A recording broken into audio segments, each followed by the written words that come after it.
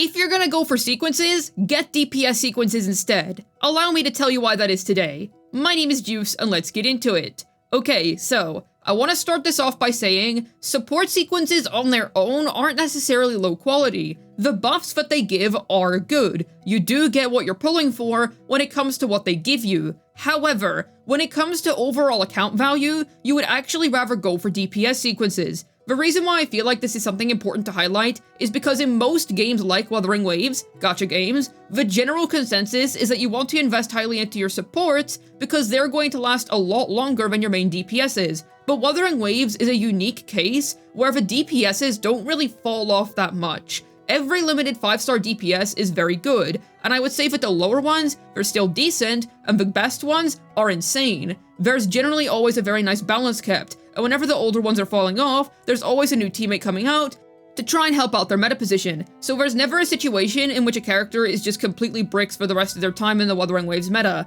Every 5-star has a good use case, and that's very nice. However, this leads to a situation where I feel like it's just much better to invest into your main DPSs as opposed to investing into your supports, because another reason for this is that Wuthering Waves has 3 team slots. This means that characters are designed a lot more specifically. Second slot teammates are usually made to work with a couple of other characters. Third slot teammates can be a lot more flexible, but the only universal third slot teammate we have as of now is Shorekeeper, and she is the only support where I would say the S2 is actually worth it, and her S1 is pretty decent. As for everybody else that's a support, or a third slot teammate or a second slot teammate, I actually generally wouldn't recommend their sequences. This is because when it comes to modern characters at least, DPS sequence nodes are absolutely broken, and they are going to last you for a very long time. With good enough skill, any S0 or 1 DPS is going to feel nuts. However, even free-to-plays can consider getting sequences for their favorite DPS someday. This is not out of the question. This is because of the coral system. Assuming that you're saving up your corals, you're eventually going to be able to buy sequences in the shop for whoever your preferred character is. So, with that in mind, actually, regardless of whether you're free-to-play or a whale, you are eventually going to have to consider sequences at some point.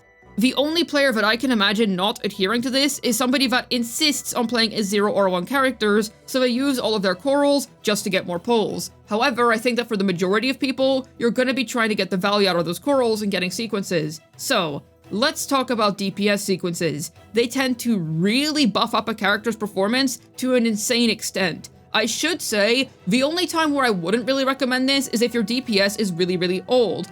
Even then, DPS sequences are really good. When I say that, I'm mostly pointing fingers at one person, and that would be Gion. His early sequences just aren't really that great, and they're not really worth anything. You can get his first couple, and it just isn't gonna do anything for you. He doesn't really hit the ground running sequences-wise until S6. But every other main DPS that has come after him has had insane sequences. Jinxi's are really good. Camellia's are really good. Shangli Yao's are pretty solid. And then you go into 2.x, where sequence value just skyrockets, and basically every main DPS of any 2.x character is insane. Even just S1 is a big upgrade to most of them, so once again, very realistically achievable for most free-to-plays, and very much a realistic decision that you're gonna have to make someday. So, think about it like this. Take Shakona for example. She is a good character. She is niche, but she definitely has her teams in which she works well. However, her S2 only provides 40% arrow damage bonus to the team. While that's great if you're a super dedicated Cardothea main, why don't you just get S2 Cardothea instead and have way more impact on your account on the whole? You could argue, because I want to use the support in more areas, and if I get sequences on them, then that means that I'm going to be able to upgrade my account on the whole. Not really. The only character where this applies is Shorekeeper, because her S2 provides a universal 40% attack buff to anybody that stays within her stellar realm. However, if you're really dedicated to a couple of DPSs, you can still make the argument that you would rather get their DPS sequences as opposed to getting Shorekeeper S2. However, that is the one instance in which I can recommend it. The other instance where I can actually see you getting sequences on a second slot teammate would be Brant. This is because I do feel like he works in enough teams to justify getting his S1 at least. Getting more damage on him is completely fair, considering that damage is a large part of his value, and making him do more of that, quite a lot more of that, is honestly not a bad investment at all. So if you use him frequently, and I feel like accounts that have invested into him and his signature weapon do use him frequently, then yes, he's also another one where the investment is actually worth your time. But otherwise, most characters, they have insanely busted DPS sequences, and you would rather invest into the hyper carry. It's just better bang for your astrites on the whole, and it's gonna last you for longer. I can understand why you might not want to do this, because you would rather have variety in characters. Well, might I remind you that corals are a thing, and that aside, unless you're somebody that changes who their waifu is every patch, everybody has a main. Everybody has a DPS that they like to go back to, and it's always wisest to get sequences in those areas. Another thing is that if you get sequences on really niche supports, you're only really buffing up that specific team, and it's basically never better than just getting sequences on that DPS. Let's take a Furlova team, for example. You would rather get sequences on Furlova all the way up to S6, rather than getting a singular sequence on Cantarella or Roshia. It is so much more worth your time. That is not to say that those other two have bad sequences, but it would just be wrong to say that they have value equivalent to that of Furlova's sequences, meaning that all around, once again, the answer here is just to invest into the main DPS. In a Zani team, if you're going to go crazy with investment, it is always better to invest into your Zani first and your Phoebe second. I was once asked whether an S6 Zani with her weapon with an S0 R1 Phoebe would be better than going for an S2 Zani with an S2 Phoebe, both at R1.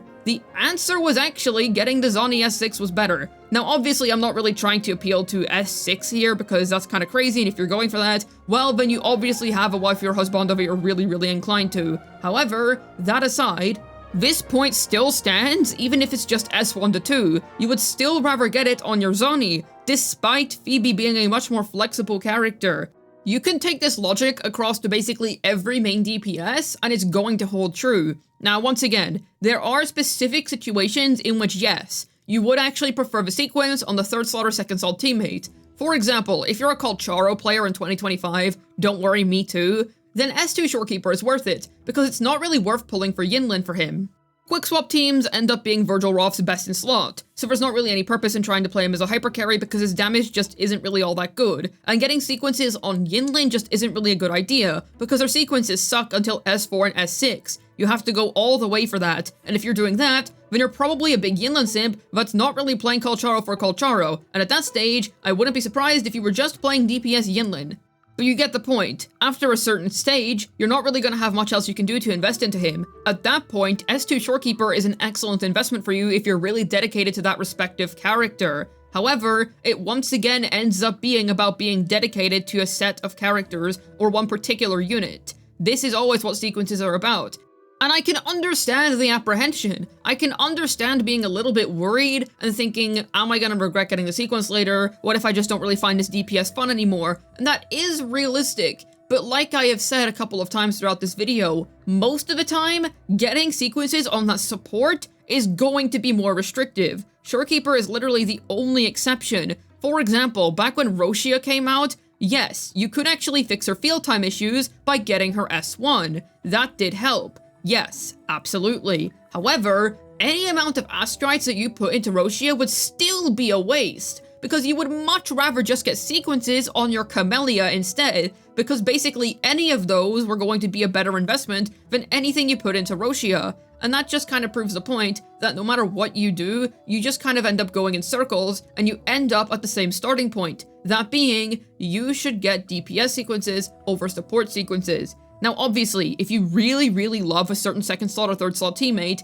typically speaking, the more sequences you get on them, the better the buffs get and whatever. However, the S6 usually tends to turn them into DPS. So if that's your goal, then fair enough. But that's not really what I'm trying to appeal to here. I'm not really talking about people that are super dedicated to one character, where they love the design, they love the lore, they love the gameplay, all of that, and they insist on making them a main DPS. I would know I'm gonna get S6 Choyuan, and I personally don't expect Kuro to design him as a main DPS. I'll be very happy if they do, but I just don't expect it.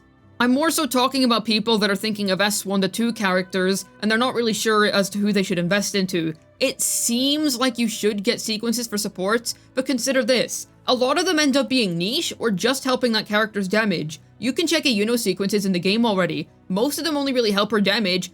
And when we're talking about early sequences, which would be S1 to 3 at a stretch, but I'd like to say S1 to 2, only your S2 actually helps out her buffing capabilities, and at that point, you would rather just get the sequences on your Augusta. The only situation in which you would rather get them on a Yuno is if you're playing Gion, because once again, he is a character that does need a bit more help, and his sequences just aren't really worth it all around. So, all I really want to convey is that if you're going for sequences, and at some point you will if you're saving your corals, regardless of whatever your spending status is, you will eventually stumble upon the choice of sequences.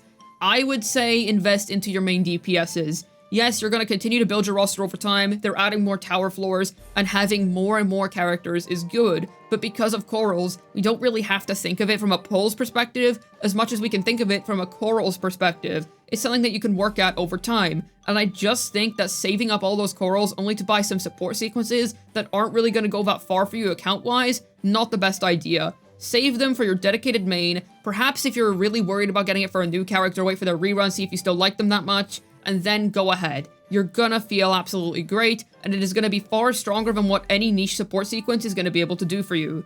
But what do you think? Are you gonna get support sequences, or would you prefer to invest into DPSs? Let me know down below. I'd love to hear your thoughts. This has been Juice, signing out, and now I'm going to not take my own advice and S6 Choyuwen whenever he comes out, because I do not expect him to be a DPS man.